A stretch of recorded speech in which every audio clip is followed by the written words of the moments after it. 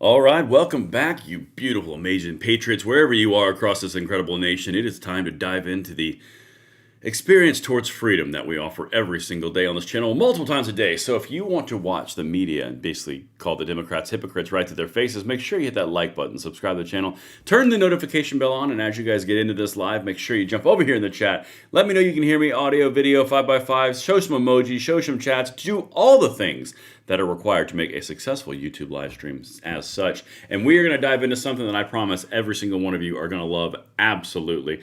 We got people showing up. Let's go. Amazing. Thank you guys for being here. We are going to start this party right now. We've got audio. We got video. Hit all the clickies. We've got emojis. Oh my God, you guys came ready to play. And I cannot disappoint. Man, the pressure.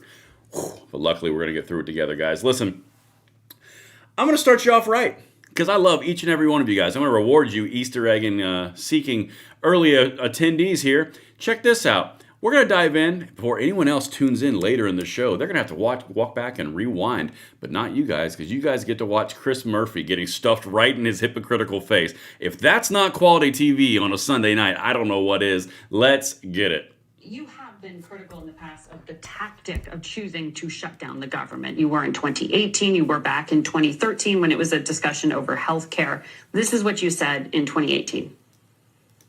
The future of the American healthcare system was a legitimate public policy issue, as is the security of our borders. But we shouldn't be having the discussion amidst a government shutdown, trying to use our nation's security and all of these federal workers and the work that they do as hostages. Aren't you doing today exactly what you were criticizing then? No, that was a fight over sort of the long term. You have. Okay, we're going to have some fun. That's the tone for this live stream. All right, listen. My audio is doing a thing. Just bear with me. So, in a world where you're a Democrat, and you're talking to the media on one of the Sunday circuit news shows, and you're getting called a hypocrite for doing the exact same thing that you used to decry because the Republicans used to do it. And of course, we're talking about the government shutdown. And then your big answer is, no. It's totally different because that was about something different. The tactics were the exact same, but that was something different. Guys, their duplicitous nature is so transparent. It's not about anything beyond they want to be able to do something and then flex and say, ooh, we got to win so they can get elected. That is literally all about power. I got so many clips lined up. The CBS clearly is done with it. I have my own personal little theory, and you can throw right over here in the chat if you agree or disagree or throw some emojis my way, whatever. I personally think the media knows that the Democrats are going to lose this shutdown. I think the media knows that the White House is going to continue making cuts. Don't worry, J.D. Vance is coming up in a second. And I think that everyone kind of is under the understanding that Democrats have no leverage play here, and it's only going to continue to work badly for them, which is why they're doing things like this. Because the media, guys, I'm not sure if you're new on the planet, but I think we can both say we both agree that the media doesn't do this for no reason, right? It's kind of like when the media jumped all over Joe Biden and all of a sudden magically he was too old and senile, even though he was this whole presidency. But because everyone saw it, they had to choose a side. They would have been either guilty and gone down with the ship or they jumped like a rat. Yeah, it's kind of like that. I'm getting those vibes. But don't worry, guys. We're going to continue because what kind of host would I be on this YouTube channel if I did not bring you multiple examples of what I'm talking about, the complete solution, and everything is always linked because I love you guys just that much. Again, I'm just having fun. I love being with you guys on these lives. All right. So now, this one is another Democrat. Now, I want you to pay special attention to something that happens because you know how you're talking to somebody and you're like, I'm not sure I agree with what you're saying or believe what you're saying. And then their body language kind of gives away the exact opposite of what they're saying. Watch this. Oh, we're going to have some fun with this one. J.D. Vance is coming up soon. Love the emojis, by the way. Keep those going. I'll tell you a Connecticut story. The day after the shutdown went into effect, I went up to see the National Guard at Windsor Locks Airport. We were deploying 500 Connecticut National Guard members to the Middle East. These were 22, 23-year-olds. None of them are wealthy. None of them are going to get paid on October 15th. And I heard the vice president on your show say that this is about the Democrats. The American people understand that the Republicans control the White House, they control the Senate, and they control the House. So when the vice president of the United States is saying this is all about Chuck Schumer, who the American people rejected in the last election, I think the American people see through that. Well, the White... we rejected Chuck Schumer in the last election, all right. This is the funniest part, guys. The American people understand. The American people want Do not talk like you know what we want. You are a DC swamp creature. Personal little pet peeve. But anyway, let's continue because now comes the laughter about his points. Listen to this. The House seems to be trying to take that issue off the table. The president posted on social media that they're going to repurpose funds somehow to pay the military, at least for this pay cycle. Is that sustainable? Is that legal? Probably not. Again, we just had a little conversation about the White House's understanding of United States law, which is pretty tentative to say the best. The Speaker of the House, because I think to pay the military during a shutdown would require legislation. The Speaker of the House, I'll tell you a Connecticut story. The day. All right. So I'm not sure if you guys caught that. Whoops. Here's what just happened. The same woman, I have no idea what she ate in her Wheaties this morning on Face the Nation on CBS, but she called out Chris Murphy for being a hypocrite right to his face. And now this Democrat says, well, Trump and the vice president and the Republicans don't want to pay our troops. And then she comes back and goes, says right here, Trump just posted he wants to pay troops for repurposing money. He can't do that. He's so stupid. What's this really about? And again, we're talking about the government shutdown thing, right? If you're going to say that it's about the troops getting paid, and then the president says, well, why don't we pay him? And you laugh and scoff and say, like, no, that's not cool. Like, what? It's kind of like the whole little unspoken thing that all of us kind of noticed. Like, it was all about the Gaza war, free Gaza, free Palestine. It was all the outrage for 2 years. Then all of a sudden, when the war was resolved, it was never a celebration about the wars being over. It's almost like it was against a certain party. It's weird, isn't it? Anyway, let's keep going. That's not what this video is about. I don't want to dive into that quagmire. All right, let's go over here to JD Vance. And by the way, guys, if you were just now getting in here, hit that like button, subscribe to the channel, turn the notification bell on. We've got some freedom to pass on, distribute to the next generation, and thank you guys all for being amazing patriots in your own right and being here. All right, Vice President, take it away. Loving the emojis, loving the chats. Let's go, baby. The longer it goes on, Maria, the more significant they're going to be. If you remember, we went 9 days before announcing any significant layoffs. Again, the President of the United States wanted to reopen the government. He was trying to work with Democrats in order to make that happen. But the longer this goes on, the deeper the cuts are going to be. And Maria, to be clear, some of these cuts are going to be painful. This is not a situation that we relish. This is not something that we're looking forward to. But the Democrats have dealt us a pretty difficult set of cards. We're trying to do the best that we can with the shutdown situation that Chuck Schumer has left us. All right, so there's two things that I really love about that segment. The first one is kind of stacking on something that I've done a few videos on about the president, basically letting them walk right into the bear trap and then firing all these people they couldn't fire normally. The vice president just said it's going to get a lot worse, a lot more painful the longer it goes on. So literally, they're just doubling and tripling and quadrupling down. Now, the interesting part about this, and again, I like the political analysis angle and the commentary on this, because looking at everything from a external, very high-level view is truly fascinating. Because to me, it's really clear and transparent what's happening, right? But the vice president and the president, through the Office of Management and Budget, are going, well, if you're going to shut the government down, I can basically get rid of any spending I want, any positions I want. You're kind of doing the job I want for me. And they're threatening more. They're doing incrementally, but they're threatening more. The Democrats are going out and saying that government shutdowns are absolutely evil, shouldn't use them as hostages. And then 6 years later, it's all the rage and perfectly fine because it's a different fight. Then the other one says, well, it's about fighting, paying the troops, but we can't pay the troops. The president says he wants to pay the troops. We can't pay the troops? I mean, literally, it's like, what the hell are we doing, guys? This is why they're going to lose. And someone was very astute right over here in the chat. They said it's about the No Kings protest on October 18th. It could be. It could be. That's going to come up here in 1 second. Speaker Johnson's coming up in the next little segment here.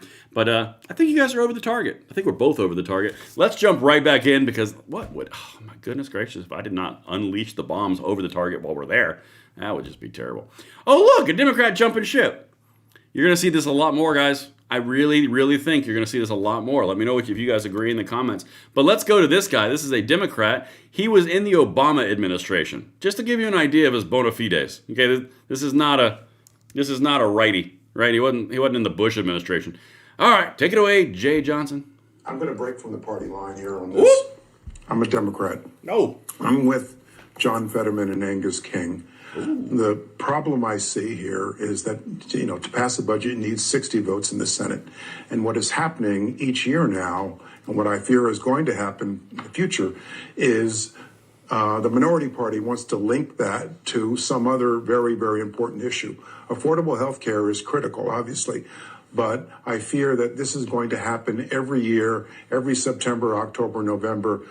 The most basic function of Congress is to fund the government, turn the lights on, keep the government working so that the 3 million people who are public servants are able to do what they do to serve all the rest of us. So you think that Democrats should vote to reopen the government? I believe that Congress should vote to reopen the government. There apparently need 7 Democrats to make that happen in the Senate. I think that the mistake our democracy is making is linking the need for that 60 votes to some other issue, even though it's a very, very critical issue, because what's going to happen is that this will occur every fall from this point forward. All right. And now that's a very interesting point. We're going to go to Speaker Johnson here in a second on the next clip, because this is can't believe I'm going to say it, but I actually agree with the Democrat, what he said. At the very end, it's going to be every single fall. Every single fall, it's going to be this way. You're going to get 3 more of these in Trump's administration. That's going to be fun. I mean, like, is this just something that we're just going to do? I mean, if your whole point, and this is an interesting point, come here. If your whole perspective is to build a stable government, which is what all the bureaucrats want, all the people in the swamp, all the little agencies that support everything, all the little organisms that support the other deep state organisms, they all want stability. They want financial ability. They want the ability to have a job forever. They want that healthcare. They're just like normal human beings. They're just like you guys watching. But the problem is, if this is going to go on for every 4 years, how many people do you think are going to stay in the public sector if this is going on? Every single year, you're going to go through 2-3 weeks where you're either going to get fired or not paid, and you're used as a pawn by one party or the other, in this case, the Democrats. Next time, maybe the Democrats. Next time, maybe the Republicans. I mean, guys, the Democrats are literally putting us in a position where it's like, so you're going to not keep a lot of people, you're going to fire a whole lot of people, we're going to save a lot of money on the budget, we're going to increase funds coming in from tariffs, and you're going to make it so untenable that no one's going to stay in the public sector? Go on. All right, and now this nefarious part makes us swing in. Check this out. Guys, I'm loving the emojis. I'm loving the chats, the comments over there. You guys are right over the target. I love every second of it. Now to Speaker Johnson, because he said something very interesting and I want to draw your attention to, because the groups behind that October 18th No Kings rally, whoever just put that over in the chat, well done. All right, let's get into it. Take it away, Speaker Johnson. Against Republicans so they can appease who? The far left base of their party. It is shameful. And for what? Chuck Schumer, the architect of this shutdown, is trying to bow to the Marxist wing of his party. You heard him yesterday. He said in his own words, every day of the shutdown, he said, quote, gets better for us. Better for who, Chuck? For the Democrats in the Senate? So you can bow to the Marxist base and not get a challenge? Here's another headline from Politico yesterday. Quote, Chuck Schumer's critics are satisfied. Yeah, the far left base, the party is satisfied. They don't mind. The troops go without pay and civilian workers are furloughed. They don't care. All right, this point, I usually struggle with the Republicans and their ability for messaging, narrative crafting, and delivery and strategy. This one's really good. I mean, hat tip to him. Because what he just did was he tied the Democrats even closer to the far left base, and now he's quoting all of the different far left base and how they're happy with him, while Chuck Schumer says the longer this goes on, the better it gets for us, as in the Democrats. Again, Chris Murphy, hypocritical, hostage taking. Other guy, no-name Democrat. We're not going to pay our troops. Yeah, we'll pay our troops. Oh, crap, no, we can't. And now you're tying the Democrats directly to this as the far left. It's going to backfire. Someone just said over here in the chat earlier this week, I said it was going to get crazy. Yep. We've only got a few days more. Let's see, it's the 12th. You got at least 6 more days of this. My expectation is after October 18th, there's going to be a magical solution that was found, and everyone's going to take a win and all that. But anyway, let's keep on going. More to this. This is really important. Stay focused, Braden. Former DNC chair David Hogg, he heaped praise on Chuck Schumer. David Hogg? This is what Chuck Schumer was after. This is what he desires. I know him. The praise from the far left. David Hogg said, quote, give credit where credit's due. This is a big step up. A big step up.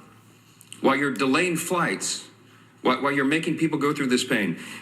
The co-founder of the far left group Indivisible said this yesterday publicly, quote, Chuck Schumer hasn't surrendered yet. I call that progress.